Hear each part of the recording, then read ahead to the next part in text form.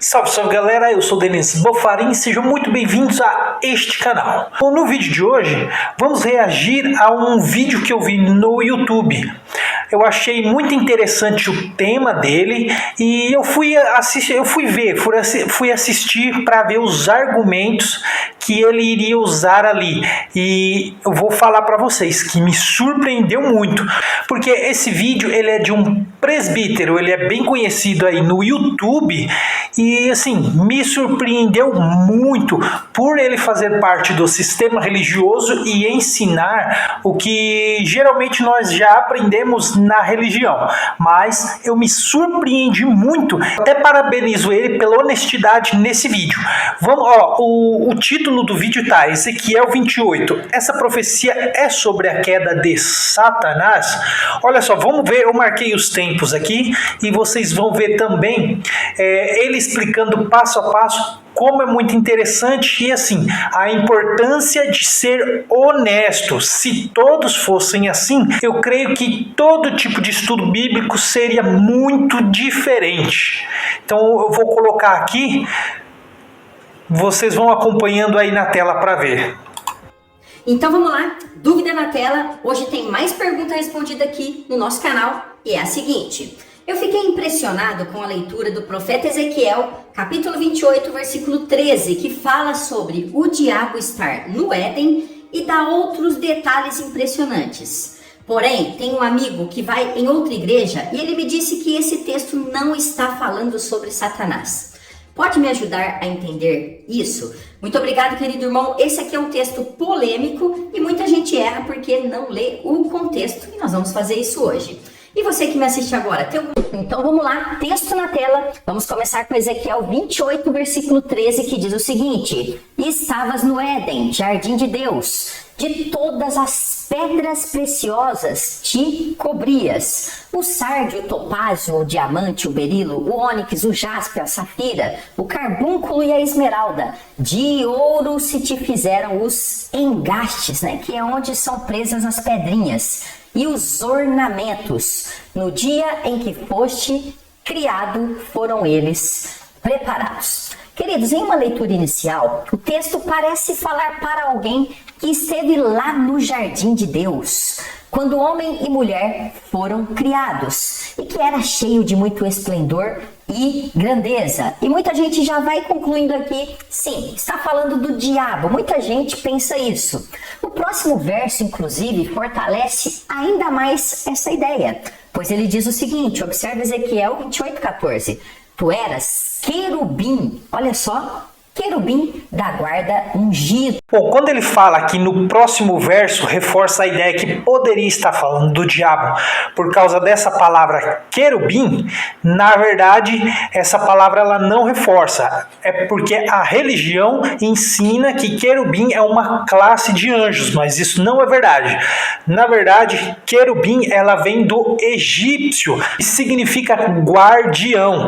Até quando Adão e Eva foram expulsos do jardim do Éden, ali foram colocados dois querubins para guardar o jardim, ou seja, guardião, que inclusive era representado pelas esfinges do Egito. Aquelas esfinges, algumas estátuas do Egito também eram guardiões, eram querubins.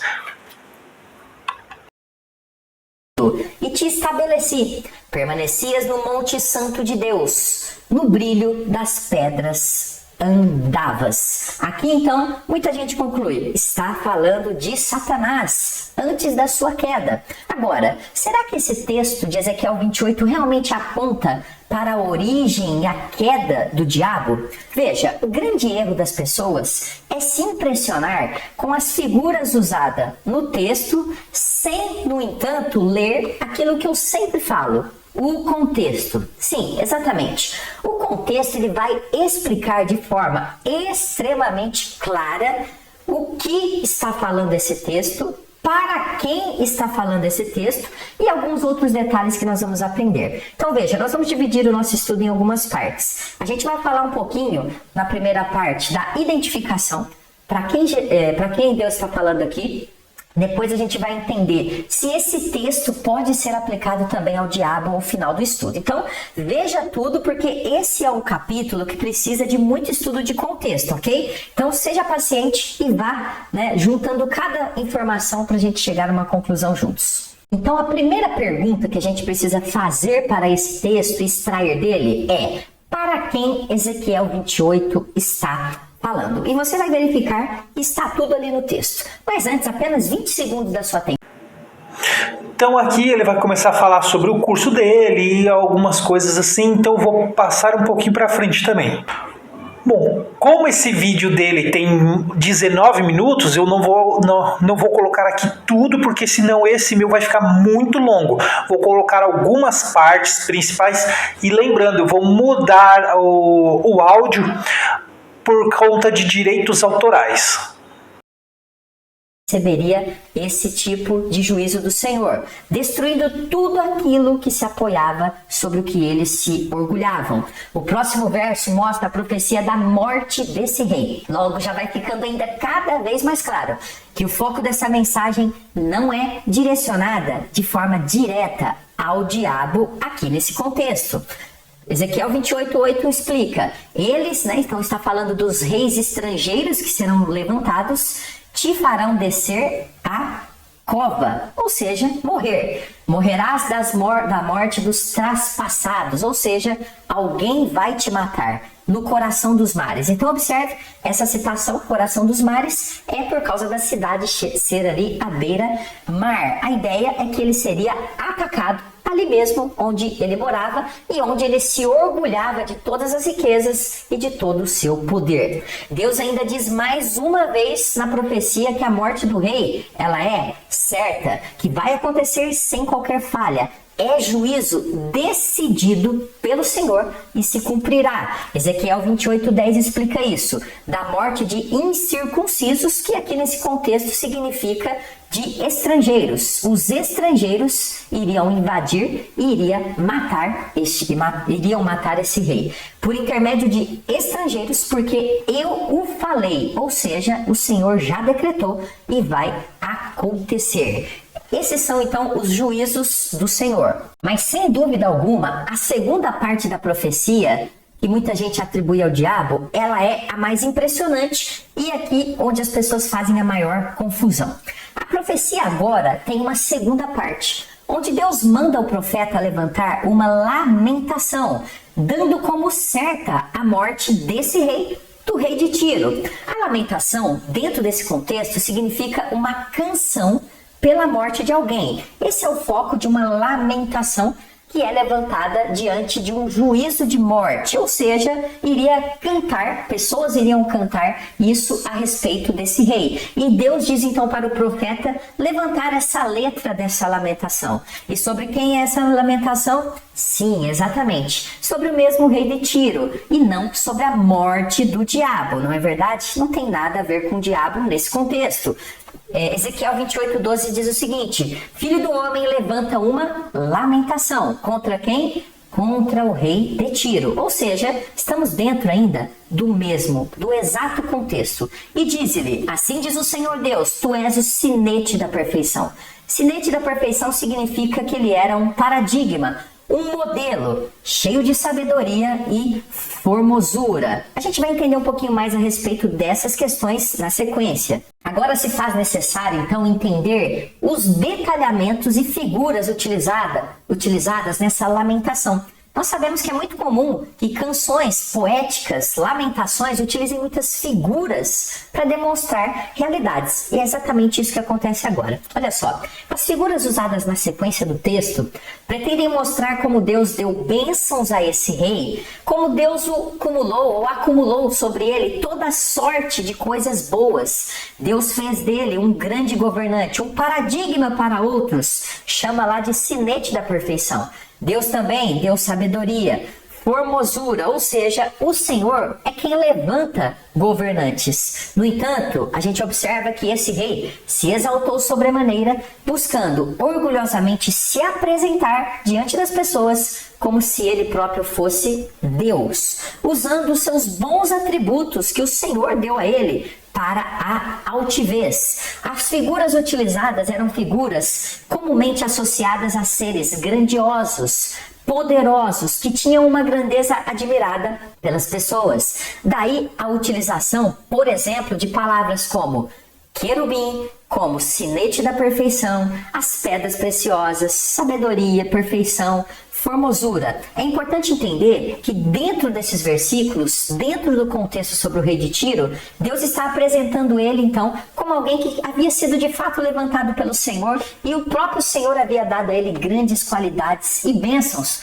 para que ele fosse bênção nesse mundo. No entanto, ele utilizou tudo isso para o mal. Esse rei é destacado como alguém então especial, que tinha de tudo para honrar o Senhor. Mas assim como Adão e Eva, daí a citação lá do jardim no texto, deixaram o orgulho tomar conta dos seus corações, da mesma forma que eles, esse rei também. E como Adão e Eva pecaram, esse rei também pecou grandemente. É o que diz Ezequiel 28:15. Perfeito eras nos teus caminhos. Ou seja, enquanto ele estava fazendo aquilo que era correto, traçando os seus caminhos diante do que Deus tinha levantado ele para fazer, ótimo, desde o dia em que foste criado, que foste levantado para fazer isso. Até que, então observe que houve um momento que se achou iniquidade em ti. Houve um desvio muito grave e, obviamente, esse desvio e a falta de arrependimento geraram o juízo de Deus. Ou seja, esse rei foi levantado por Deus, porém sua atitude de se levantar pecaminosamente contra Deus pavimentou a sua ruína, e juntamente com o seu povo de Tiro, que também era um povo ali, infelizmente, dado ao orgulho e à adoração de diversos deuses. O rei de Tiro foi condenado por não glorificar o seu Criador, antes por se apoiar nas suas próprias qualidades de forma orgulhosa, que o levaram a conquistar muitas conquistas grandiosas, que infelizmente trouxeram orgulho destrutivo ao seu coração. Observe como diz o verso de número 18: pela multidão das tuas iniquidades, pela injustiça do teu comércio. Então observe que ele fazia injustiça para se engrandecer, profanaste os teus santuários, ou seja, ele se desviou totalmente do que era o objetivo dele ser um grande rei, mas honrar o Senhor.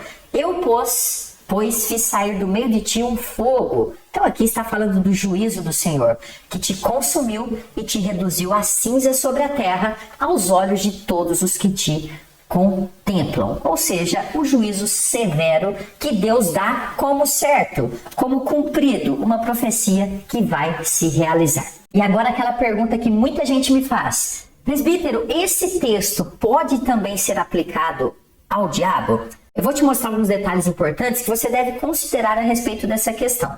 Muitas pessoas aplicam esse texto ao diabo, porém, de forma direta, não tem como aplicar esse texto ao diabo. Eu pude demonstrar isso para você, como ele está cheio de coisas que direcionam para um rei humano. Como ficou claro, está falando de um rei humano e utilizando certas figuras indicando a grandeza do poder desse rei e também a grandeza do seu orgulho. Figuradamente, até penso que você possa aplicar de alguma forma uma comparação do rei de Tiro com o diabo, mas no que diz respeito às más qualidades que o orgulho provoca no ser humano. E que vem, nós sabemos, do próprio Satanás, que é, como a Bíblia nos revela, o pai da mentira, o pai de toda maldade. Nesse sentido, o rei de Tiro, ele é um tipo de diabo. Ele é ali um que se levanta como adversário do Senhor e um que se enche de orgulho como se fosse um Deus. Nesse sentido, sim. Porém, é importante que você saiba que nenhum texto bíblico explica preste bem atenção nessa parte, nem como e nem quando o diabo virou diabo. Não tem isso na Bíblia. Por isso, essa questão do aparecimento de Satanás, quando aconteceu, os detalhes de como aconteceu, não nos foi revelada por Deus. Então não temos como ficar forçando os textos a dizer isso. E aí, pra gente fechar... Então, esse foi o vídeo dele. No final, ele colocou aqui que como vocês viram, que o próprio rei de Tiro era um tipo de diabo, que na verdade é isso, o Satanás é opositor e diabo acusador significado. Ele como parte do sistema religioso, acredita que o tal anjo que desobedeceu a Deus é esse Satanás, é esse diabo. Mas vimos aqui nos textos, pela conclusão dele, uma honestidade que ele tem, não atribuindo a Satanás, até porque Satanás e diabo, que é um anjo, na verdade isso é uma construção oral através de vários textos isolados e de vários tempos diferentes da Bíblia, que se referia a vários reis e até mesmo a cidades, como a cidade de Cafarnaum. O que ele não assume de fato ainda é que esse tal anjo que desobedeceu a Deus, chamado diabo Satanás, ele não existe. Não existe essa história na Bíblia, não existe a história que um anjo desobedeceu a Deus, foi expulso do céu, não existe na Bíblia. Isso é uma construção oral através desses versos isolados, como alguns dessa passagem de Ezequiel 28. Então, mas nesse vídeo podemos ver uma honestidade dele. Ele concluiu ali que não se atribui a um Satanás, a um diabo, a esse anjo que desobedeceu tal, a essa criação do sistema religioso. Bom, eu parabenizo ele por ser justo, por ser honesto, por essa honestidade, já que a grande maioria dos religiosos não são. Lembrando que eu não estou aqui para julgar religião ou fé, não é o que eu faço no meu canal, eu não discuto religião, fé ou crença, cada um acredita naquilo que quiser. Eu apenas mostro o que realmente está ou não na Bíblia. Eu estudo ela e vejo se o sistema religioso ensina corretamente ou não. Agora, se as pessoas quiserem acreditar em algo sabendo como é uma coisa, cada um é livre para isso. Agora, o que eu faço é desmistificar as mentiras do sistema religioso que pegam passagens como essa para enganar e mentir. Então, aqui nesse canal eu não discuto sobre crença ou religião, cada um acredita no que quiser. O que nós discutimos aqui são os argumentos, como no caso deste vídeo, que eu parabenizo ele por ser honesto. Então esse foi o vídeo, espero que vocês tenham gostado, deixe o seu like se você gostou, não se esqueça de se inscrever no canal se ainda não é inscrito e ativar o sininho de notificação para não perder o próximo vídeo. E eu gostaria que vocês deixassem no comentário o que você achou, se ele agiu honestamente ou não, ou se ele não foi honesto, ou se o sistema religioso todo deveria fazer como ele, prestar atenção no contexto para ver se realmente a passagem condiz com o que eles ensinam ou não, porque eu percebi aqui que ele foi muito honesto ao observar o contexto. Então deixe nos comentários e eu te espero no próximo vídeo. Até lá!